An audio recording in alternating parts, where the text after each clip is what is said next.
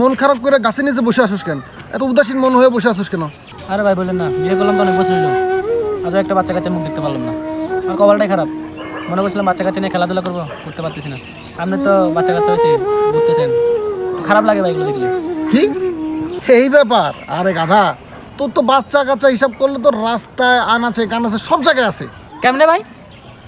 জানোস না? হন, এই রাত্রেবেলা যখন তুই ঘুমাস তোর 2-1টা মশা কামড় দেয় না? হ ভাই, হ হ। ওই মশা হলো স্ত্রী মশা। এই রক্তগুলো নিয়ে সে পুরুষ মশার সাথে যৌন মিলন করে।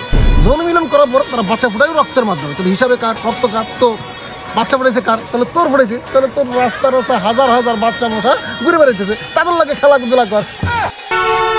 কি কেমন দিলাম বুদ্ধিটা? ভালো না?